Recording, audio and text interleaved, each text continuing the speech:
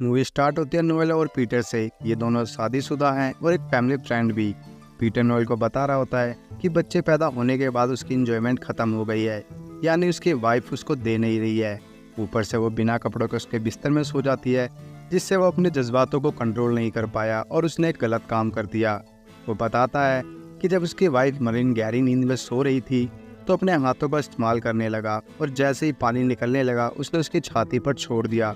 Noel कहता है, तुम इतनी गंदी हरकत कैसे कर सकते हो? जिस पर पीटर कहता है, जब तुम्हारे बच्चे हो जाएंगे और तुम्हारी इंजॉयमेंट ख़त्म हो जाएगी तब तुम्हें मेरी फीलिंग समझ आएगी। इसके बाद सीन शिफ्ट होता है। नोएल और ऑड्रा बैंग बैंग कर रहे होते हैं। वो पिछले 1 साल से बच्चे पैदा करने की लगातार कोशिश कर रहे हैं, मगर अभी तक असफल रहे। दूसरी तरफ पीटर फिर से अपनी वाइफ को सोता देख हाथ से काम करने लगता है। फिर ऑड्रा को काफ़ी सालों बाद उसकी कॉलेज फ्रेंड का मैसेज आता है, जो कुछ दिनों के लिए उसके शहर आकर उससे मिलने वाली है। ऑड्रा मैसेज देखकर काफ़ी परेशान हो जाती है, जिस पर नोएल कहता है, अगर वो तुम्हारी दोस्त है और तुमसे मिलना चाहती है तो इसमें कोई दिक्कत नहीं है। ऑड्रा कहती है, कॉलेज में उनकी एक बड़ी फाइट हुई थी, जिसके बाद वो उससे मिलना नहीं चाहती। अगले दिन फिर से ऑड्रा इसी चीज़ को लेकर बात करने लगती है। वो कहती है कि उसका मूड बदल गया है और अब वो होली से मिलना चाहती है। पूरी रात इसी चीज़ को लेकर ऑड्रा को नींद नहीं आती। वो आधी रात को नोएल को उठाकर एक सीक्रेट बताती है। वो बताती है कि उसने और होली ने कई बार बैंग बैंग किया है और उनका एक रिलेशनशिप था। ये सुनकर नोएल को यकीन नहीं होता कि ऑड्रा ऐसा कर सकती है, क्योंकि उसके अंदर एक कोई भी लेस्बियन वाली चीज़ नहीं थी।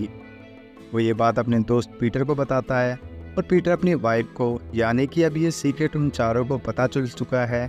डिनर करते वक्त पीटर के दिमाग में एक आइडिया आता है। वो नोएल को होली और अपनी वाइफ के साथ थ्रीसम करने की राय देता है, जो नोएल को बकवास लगता है। फिर पीटर उसे समझाते हुए कहता है कि सबकी लाइफ में ऐसे मौके कभी नहीं आते, और नोएल के दिमाग में वो पूरी तरह से थ्रीसम वाला आइडिया डाल देता है।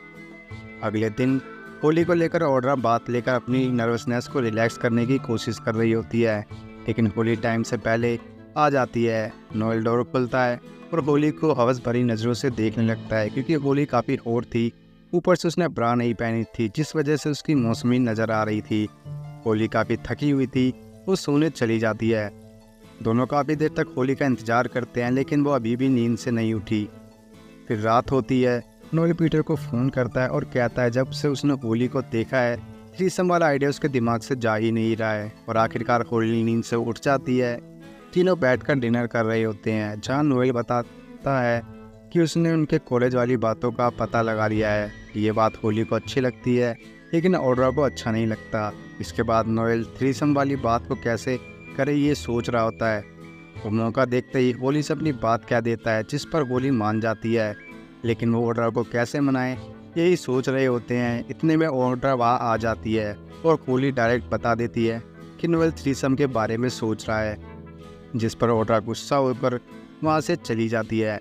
पीछे पीछे नोएल भी ऑड्रा को समझाने की कोशिश करता है और कहता है कि मैंने सोचा था तुमको इस चीज़ से अच्छा लगेगा, और नीचे चला जाता है।